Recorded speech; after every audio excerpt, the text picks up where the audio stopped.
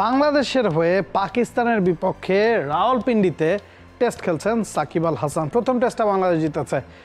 মাঠের মতো মাঠের বাইরের বিভিন্ন খবরে প্রতিদিনই আলোচনায় আসছেন বাংলাদেশের জান, বাংলাদেশের প্রাণ সাকিব আল হাসান। দেশে ফিরবেন কিনা, হত্যা মামলার আসামি তিনি, সব কিছু নিয়ে প্রতিদিনই কিন্তু কথাবার্তা হচ্ছে। আইন উপদেষ্টা কথা বলেছেন, প্রধান উপদেষ্টা কথা বলেছেন, এবং যতটুকু বোঝা যাচ্ছে দেশে আসলে সাকিবকে যাতে গ্রেফতার করা না হয় সে ব্যাপারে স্বরাষ্ট্র মন্ত্রণালয়কে এক ধরনের নির্দেশনাও দেওয়া হয়েছে। বিসিবি জানিয়েছে সাকিব আল হাসানের বিপক্ষে মামলা হয়েছে, তিনি অভিযুক্ত, তিনি আসামি নন, এবং যতক্ষণ না পর্যন্ত চার্জশিট দেওয়া হচ্ছে, প্রমাণ না হচ্ছে, ততক্ষণ পর্যন্ত সাকিব আল হাসানের দেশের হয়ে খেলায় কোনো বাধা নাই। পাকিস্তানের বিপক্ষে দ্বিতীয় টেস্টটাও তিনি খেলছেন। ভারতের বিপক্ষেও সাকিব আল হাসানকে চায় টিম বাংলাদেশ। তবে একের পর এক টুর্নামেন্টে সাকিব কিন্তু নাম লেখাচ্ছেন। ইতিমধ্যেই আমরা জেনেছি কাউন্টি খেলতে যাচ্ছেন সাকিব আল হাসান।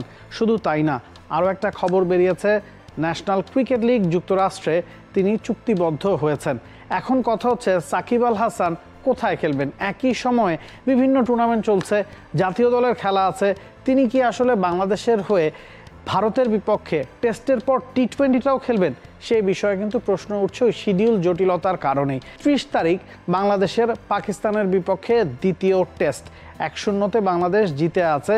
তো দ্বিতীয় ম্যাচটা খুব গুরুত্বপূর্ণ, এবং ইতিমধ্যেই আমরা জানি এই ম্যাচে সাকিবের খেলতে কোনো বাধা নেই। সাকিব দ্বিতীয় টেস্টটা খেলছেন, যেটা 30 তারিখ থেকে 3 তারিখ পর্যন্ত হবে।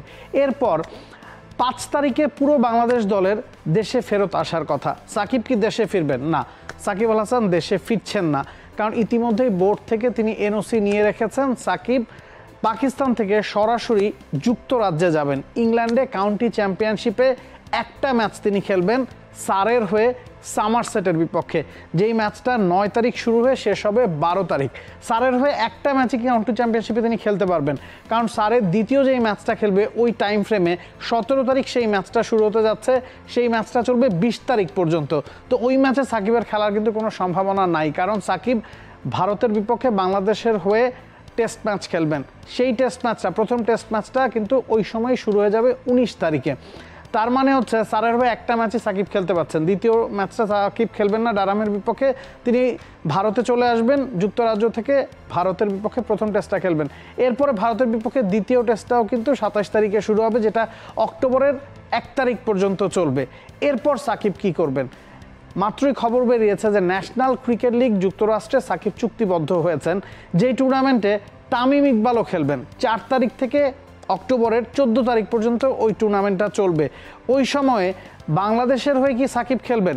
কারণ মাত্রই তিনি এই ঘোষণাটা দিয়েছেন যে ন্যাশনাল ক্রিকেট লিগের সাথে তার চুক্তি হয়েছে। 4 অক্টোবর থেকে ওই টুর্নামেন্টটা 14 অক্টোবর পর্যন্ত চলবে। ওই সময়ে বাংলাদেশের কিন্তু টি-20 সিরিজ আছে ভারতের বিপক্ষে 7 তারিখ, 10 তারিখ, 13 তারিখ, মানে দুদিন গ্যাপ দিয়ে দিয়ে বাংলাদেশ কিন্তু ভারতের বিপক্ষে টি-20 সিরিজটা খেলবে। তো সাকিব কি যুক্তরাষ্ট্রে থাকবেন তখন, না ভারতে থাকবেন? এই প্রশ্নটা কিন্তু উঠছে, কারণ একই সময়ে বাংলাদেশের সিরিজ আছে টি-20 সিরিজ ভারতের বিপক্ষে, আবার যুক্তরাষ্ট্রের ওই লিগটাও কিন্তু আছে। যতটুকু জানা যাচ্ছে, যতটুকু শোনা গেছে, যদি টি-20 দলে সাকিব থাকেন সেক্ষেত্রে সাকিব দেশের হয়েই খেলবেন।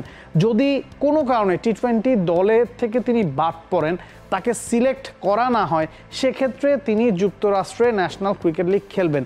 এর কারণ হচ্ছে বাংলাদেশ মাত্র টি-20 বিশ্বকাপটা খেলেছে, পরের বিশ্বকাপটা 2 বছর পরে।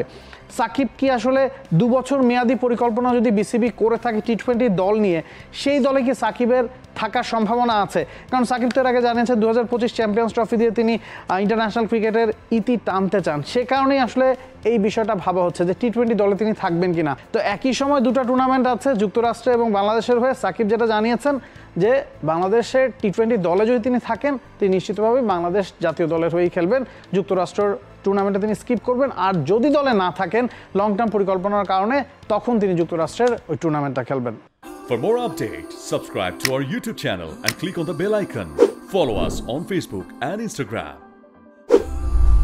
Download T-Sports app to enjoy exciting games and highlights. Visit tsports.com.